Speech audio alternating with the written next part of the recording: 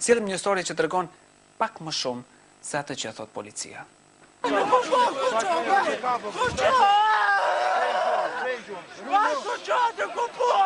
Ky iri u bashkua protestet së thirrur nga vetëvendosje për të bllokuar 2 pikat kufitare me Serbinë, për shkak se qeveria nuk po zbatonte një emocion të kuvendit të Kosovës për reciprocitet të gjithanshëm me fqinjen veriuar. Por ishte e kohë thirrje e tij, sikur që për polici nuk çonin pesh as shpjegime tjera që bënin protestuesit.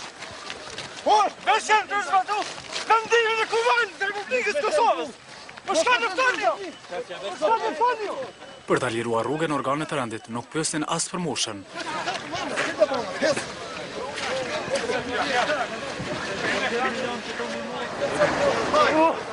Policët mëse kishin problem as imunitetin e deputetëve pasi ky mekanizëm më nuk i mbron anëtarët të kuvendit.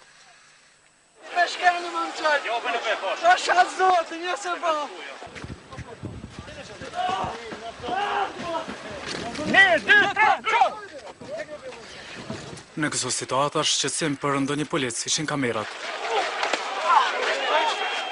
Madje kur humbi durimi edhe ndaj tyre. Megjithatë, kamerat e Klan Kosovës kapën gjithçka edhe tek dheju i bardh, edhe në Podujevë, ku aksioni u krye më herët. Kjo ecje drejt protestuesve do të pasohet më shumë arrestime.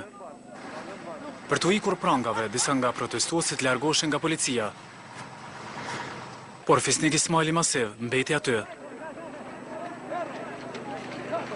Arrestimi i tij Unë po ta pjesën po ta. e dikush nga ta shfiu mllefin në një formë tjetër. Ti me zhavër ai pjat momën e tek në mashat. Në pesë vore. Gjuajtjet në drejtim të policisë ishin një arsye më shumë për prangat. Edhe Shpend Ahmeti hyri në listën e 146 të arrestuarve bashkë me deputetet Glauko Njuca, Ali Burnaliu, Visari Meri, Afrim Hoti, Albana Gashi. Ahmeti pati një kërkesë para se të shkonte në polici.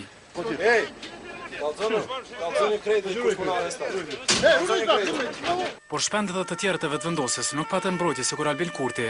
Liderit e vetëvendosjes i qëndruan afër vazhdimisht, si roje disa djem. Vetëm 15 nga 146 arrestuarit po mbahen ende në burg. Mbase ndryshe do të ishte situata, sikur të dëgjoheshin këto thirrje.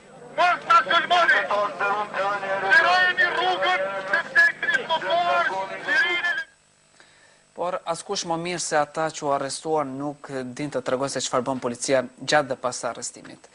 Fisnik Ismaili tha se goditjet që i mori nuk i bën gjë, ndërsa Glauko Njuca ka në ballë shenjë nga goditjet. Policia nuk e pati lehtë ta rrëzoj. Për ta neutralizuar, Fisnik Ismailin u desht goxha monde më shumë se 2 të uniformuar. Policët e shtetit që ai e kishte quajtur Newborn thot se nuk ja lanë shenjë, edhe pse e zvarritën. Kapën përkohës të ishin me mbajt kështu deri ku do që ishin në mështi, po e panë që s'po mujnë se i kom 160 kg, kështu që dikur ngritën kom edhe nisën me mështy, shumë vrasht. As vetura nuk e zuri. Për këtë Ismaili u dërgua në një furgon me duar të lidhura. Aty, kur ishte larg kamerave, thot se e përjetoi tmerrin e 14 janarit. Njoni prej policëve, ati ftyrën s'kom ja rrukur, me sytë kaltër ka qenë, ja nisi me më këcy për mi me 2 kont, deri u lëdh. Fati ka që përcolli edhe me prangat që e shtrënguan shumë. Si pasojë ato ja pren dorën që u detyrua ta qep. Më lehtë nuk e pati as deputeti një herë nën kryetari kuvendit të Kosovës Glauko Njuca. Në ball ai mban vulën e një çizmeje. Cila duhet të mëshme me të drejtën është pse e kanë konsideruar ngritjen time në këmbë si përpjekje për rezistencë. Mu ka duke poshtruese zvarritja e një deputeti. Sipas Konjucës, një sjellje e tillë nuk bën ndaj një deputeti të kuvendit të Kosovës.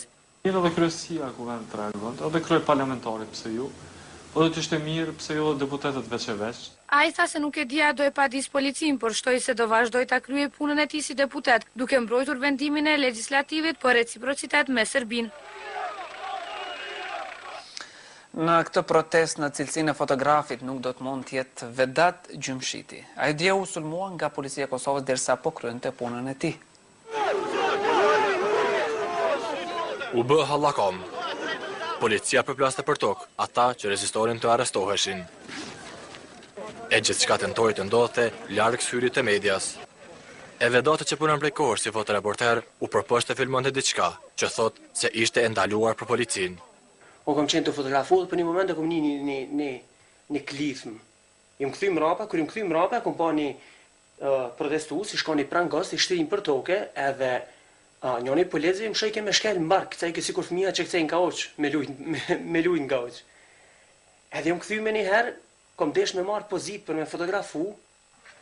Por nuk i arriti qëllimit që ta vënte në pa dhunën e policisë. Edhe më ka godit në kry, më ka godit me diçka të fortë. Po supozoj që mund të ketë qenë pendrek, sepse ndryshe nuk shpas mundësi me u Livanos. Pas goditjes, thot se pati Livanosje, ndërsa kuptoi se çka i ngjau, tek disa minuta më vonë. Dhunën e policisë vedati thotë mos e ketë parë as në rripin e gazës. Unë më thënë që policia dje në raport me mediat janë sjellë sikur gangsterat e rrugës. Ndryshe, ndaj dhunës së gjymshitit, që raportoi Klan Kosova, kanë reaguar AGPK-ja dhe UGK-ja. Policia e Kosovës nuk arrestoi vetëm ata që ishin në protest. Në Podujev hyn edhe në për shtëpi dhe u vori pranë nga qytetarëve. Një fat të tillë e pat edhe Ahmet Avdiu. Shtëpia e tij ndodhet fare pranë rrugës ku të shtunën pati protesta e dhunë. Në gjitha të llovi, Ahmet Avdiu nga Podujeva thot se doli në abor ta marrë të birin, i cili po ndishte këtë ngjarje, por përfundoi prangosur dhe në stacion policor. I kom thonë unë e kam shpinë që tu ju lutem, lot sjellës mu ka mu shpia, më kanë godit me shufën në kokë, më kanë qu zhag në kerë atje, mi ka lidh prangat edhe më ka ra me lidhun prangat që shikëm pa. Avdiu, i cili thot se nuk pati lidhje me protestuesit, pranon se e ofendoi policin, me shumë dhe fos shumë në ta.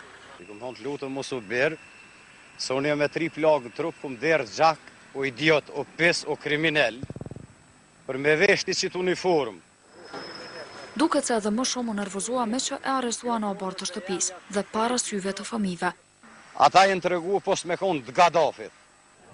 E djali thot se u trishtua nga ajo që e pa. Të na i shkova të kështu e bobi mrena, thash hajtë se mos dilë se unë po hi mrena. E kërë kom po bobin ka e arrestojnë. Veç që kanë kopej, a bërët njëzës, e kanë shtin kërë. Ndryshe Avdiu që u mbajt 6 orë, paralajmëron se do t'i padis policët për arrestuar.